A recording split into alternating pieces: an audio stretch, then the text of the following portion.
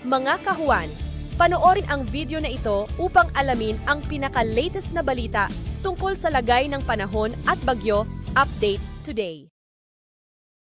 Patuloy pa rin umiiral at nagdudulot ng mga pagulan ang southwest monsoon o habagat dito sa kanlurang bahagi ng ating bansa. Samantala, yung LPA or yung low pressure area naman na minomonitor natin ay huling namataan sa layong 240 kilometers silangan ng Virac, Catanduanes. At nagdudulot din po ito ng mga pagulan dito sa silangan ng Central at Southern Luzon, maging sa malaking bahagi din ng Visayas at Mindanao. And posible din po ito maging bagyo sa mga susunod na araw. And ayon sa ating latest analysis, kapag ito ay naging isang ganap na bagyo, ay hindi po ito or maaari itong hindi tumama or maglandfall sa anumang bahagi ng ating bansa. Ngunit palalakasin nito yung habagat, kung saan itong habagat at yung LPA yung patuloy po na magdudulot ng mga pag-ulan sa malaking bahagi ng Central at Southern Luzon, maging dito din sa bahagi ng Visayas at Mindanao ngayon maging hanggang sa mga susunod na araw. Kaya doble ingat po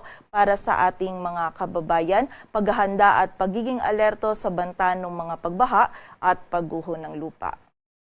At dahil nga patuloy po yung mga pagulan na ating mararanasan hanggang next week, ay meron po tayong pinalabas na weather advisory kung saan 50 to 100 millimeters of rainfall yung during the 24-hour duration yung posible po nating maranasan ngayong araw dito sa Palawan, maging sa Occidental Mindoro, Batangas, Quezon, buong bahagi ng Bicol Region, Northern Samar, Eastern Samar, maging sa Antique, Iloilo, Guimaras, Negros Occidental, Negros Oriental at Zamboanga del Norte. Samantala, bukas naman po ay magiging mas malawak pa yung mga pagulan na ating mararanasan kung saan posibleng may 100 to 200 millimeters of rainfall during the 24-hour duration ang posibleng maranasan dito sa Palawan at sa Occidental Mindoro. Samantala, 50 to 100 millimeters naman sa Zambales, Bataan, Cavite, Batangas, Quezon, buong bahagi pa din ng Bicol Region, Northern Samar, maging dito sa Antique,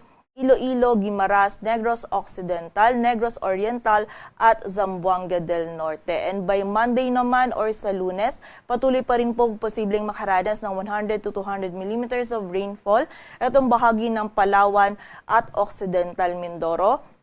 Samantala, 50 to 100 naman dito sa Zambales, Bataan, Cavite, Batangas, maging sa buong bahagi pa rin po ng Bicol Region, Northern Samar, dito sa Antique, Aklan, Iloilo, Capiz, maging sa Guimaras, Negros Occidental at Negros Oriental at sa bahagi pa din ng sa Zamboanga del Norte. Kung saan, in-expect nga po natin muli na ngayon hanggang sa next week or sa susunod na linggo ay patuloy nga po tayo makakaranas pa rin ng mga pag-ulan na dulot ng habagat at ng LPA. Kaya paalala po sa ating mga kababayan, doble ingat at paghanda din at maging alerto sa mataas na banta ng mga pagbaha at pagguho ng lupa. Hanggat maaari ngayon pa lamang po ay mag-prepare na tayo ng ating mga emergency kits and also makipag-ugnayan din tayo sa ating mga LGU para dun sa mga aksyon na kailangan natin gawin para sa ating kaligtasan.